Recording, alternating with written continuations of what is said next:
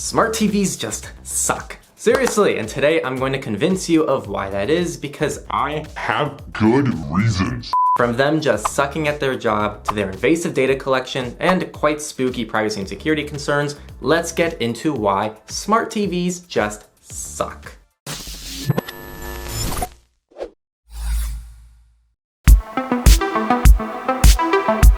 So like most technological advancements, smart TVs promise a better quality of life, and let's just start here.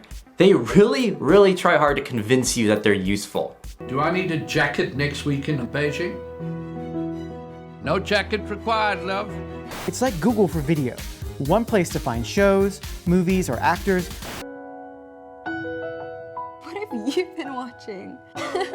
Admit it, you're tired of your TV just being your TV. It hangs out in your living room, it takes up space, it never cleans up after itself, it just shows TV.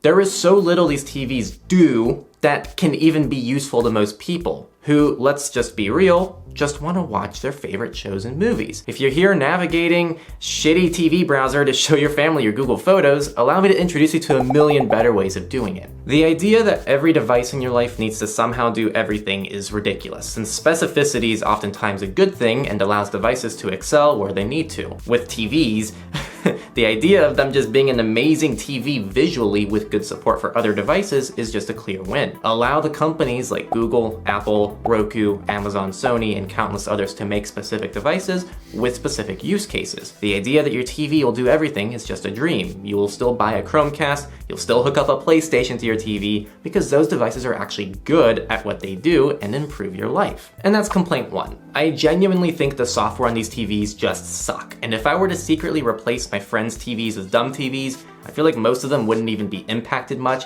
and some may not even realize because they literally just use their TV as a damn TV, not as some lockdown crappy home computer. Vizio was caught red-handed turning mountains of user data into cash by selling consumer viewing history and other data to data aggregators who were further targeted by trackers and advertisers, all of course without user consent or knowledge. A wonderful Business Insider article talks about the cutthroat TV data industry where devices are undersold due to the amount of money being made on user data, including things like their approximate location, the ads watched, the kinds of shows, and more. Vizio specifically doesn't even need to make money from every TV they sell, and are able to take a hit because of how lucrative this industry is. As a matter of fact, they recently made $48 million on hardware in one quarter, and in the same period made $38 million, meaning they've already made almost the same amount of money between data and hardware. Most other TV manufacturers are likely experiencing the same thing, which explains the inability to even find a damn non-smart TV. It's just so hard. It's just more lucrative to make smart TVs than to not. This isn't done with your best interest in mind, of course. Some of you may be completely okay with paying less for a TV in return for some data collection, but I would challenge you to think differently about how that is your data and you shouldn't sell out your personal information. Surveillance capitalism is a very real thing, and this is just one of many ways it's revealing itself in our society, along with the countless other IoT devices continuing the same direction. I would gladly pay more for a TV I can confidently trust is respecting me and my data, but this option is becoming almost impossible to find nowadays, which is just so sad.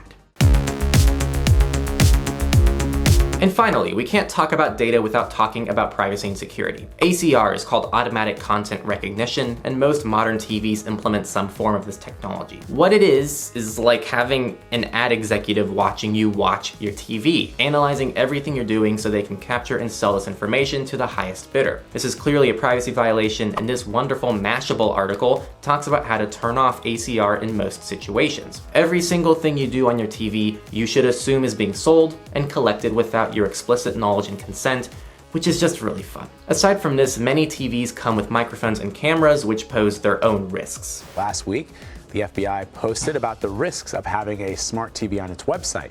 The agency says the devices can be gateways for hackers to access your home and other devices because they are connected to the internet. That means hackers can take control of your unsecured TV and play with its settings, and in some cases, take control of your TV's camera and microphone to watch and listen in on you. Not only can hackers get direct access to the camera and microphone, but if your TV is on the same network as your other devices, a compromised TV can mean all your other devices and their web traffic in your entire home are in jeopardy.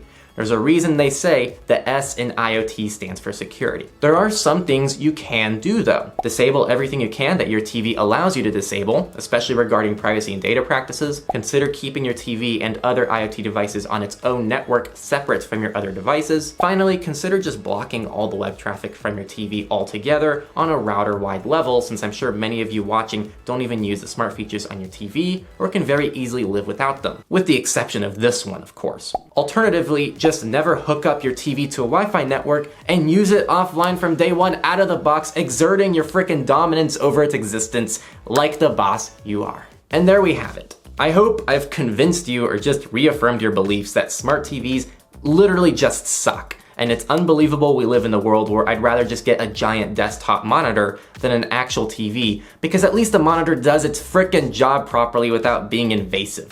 I'm happily going to use my 27-inch monitor until I find a quality dumb TV. And that's the video. If you learned something new, be sure to give it a like and share the video with everyone you know with a smart TV. And also, please, please, please share your thoughts on smart TVs down below, because my goodness, I despise them and would love to hear what you have to say, and hopefully I won't have to battle anyone in the comments. Don't forget you can support us on Patreon, and we have other support methods on our website, and I want to thank you for tuning in to Techlore. Until next time.